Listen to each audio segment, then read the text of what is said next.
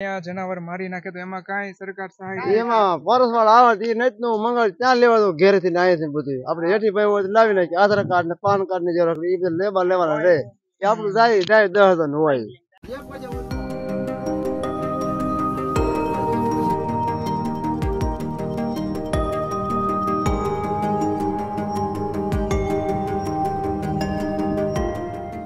તો ગાઈઝ સ્વર્ગ તો મેં જોયું નથી પણ કદમગીરીમાં આવ્યો ત્યારે મને જાણ થઈ કે આનાથી વિશેષ સ્વર્ગ તો શું હોય. એક ખળખળ વહેતા ઝરણા અને લીલી છમ ચાદરથી જે સુંદર રીતે બેઠેલો પર્વતોની ઉપરથી મેં જોયું તો મારી નજર એક ભરવાડ ભાઈઓના જે નેસ ઉપર પડી અને પછી મેં વિચાર્યું કે ચાલ ને ભાઈ આમની જે લાઈફ છે એ ડુંગરોની વચ્ચે કેવી છે એ જઈને જણા માણીએ. એ ઉપર બ્લુ સ્કાય અને નીચે જે લીલીછમ ધરતી અને એની વચ્ચે જે ચરે છે તો ચાલો મુલાકાત કરીએ ભરવાડ ભાઈઓની. તો ગાઈઝ આગળ આપણે જોયું કે સરસ મજાના જે ગાઢ હતા એ સરસ મજાના ચરતા હતા. અત્યારે હાલ આમની ઝોક છે ત્યાં આપણે આવી ગયા છીએ અને ભાઈઓ આપણી સાથે છે.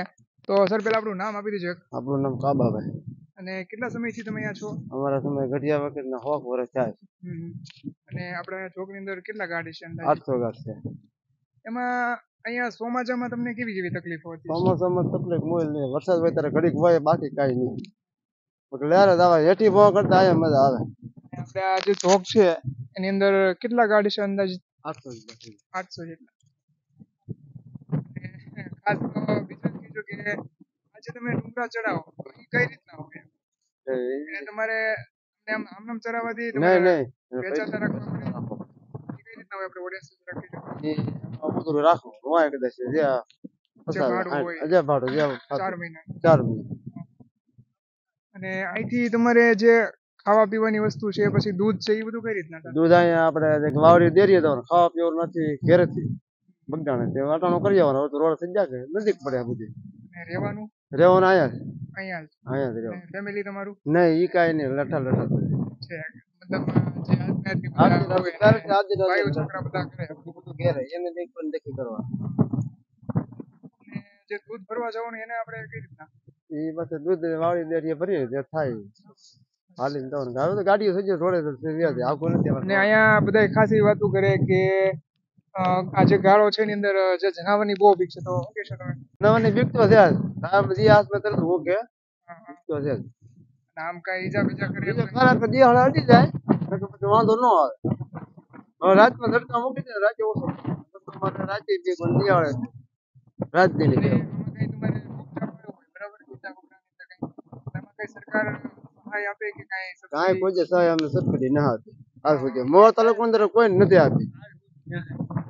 મોવા તાલુકા કોઈ નથી આપી. આજે રોટલા ઘડી ખાઈએ.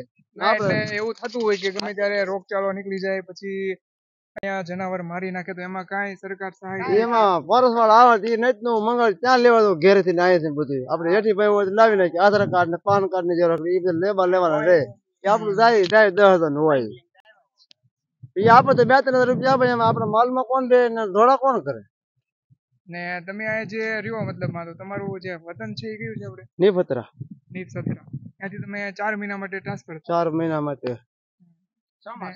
ચોમાસા 4 મહિના તમે અહીંયા રહ્યો બરાબર.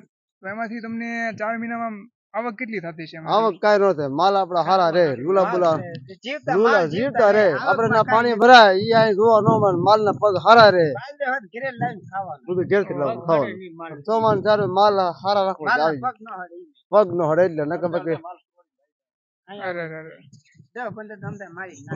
ના વધારે હતા હેઠી ભાઈ આપડે પાણી ભરાય ગમે ના જાય ને વાળેલું હોય આપડે તો તરાળ માં ગમે ના વાળ લીધું ઉભા ચાર રાખવા કેટલા સારું કઈ માથા કોઈ તો નહીં લુલા થાય નહીં કાંઈ નહીં. પબ્લિક કોઈને જવું કરવું કોઈ કે નહીં કઈ શું કામ આવ્યું. અમે કહીએ છીએ રોડ ની હેઠે ઉતરે ગમે કોને કોઈ કીધું અહીંયા આવવાનું અમે કહીએ છીએ આ ડુંગર ની અંદર. તો ગાઈઝ કાકાએ સરસ મજાની આપણને માહિતી આપી છે. આઈ હોપ વિડીયો તમને ગમ્યો હશે તો એન્ડ સુધી રહેજો. હજી તમને થોડીક વસ્તુ છે એ મારે બતાવવાની છે.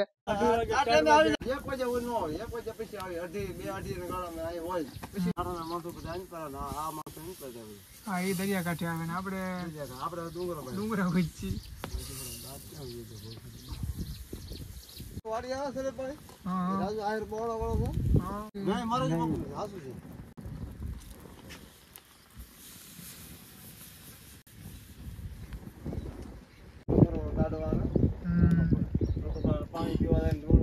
આપણે તો બાબુ બધા કેમ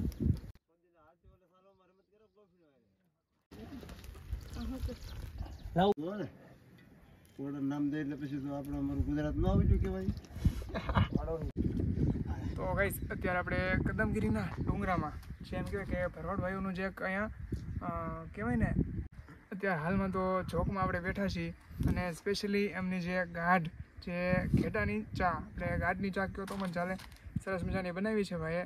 તો એક વખત આપણે ફર્સ્ટ ટાઈમ છે એટલે થોડો એક્સપિરિયન્સ હું તમને જણાવીશ કેવો છે એમ.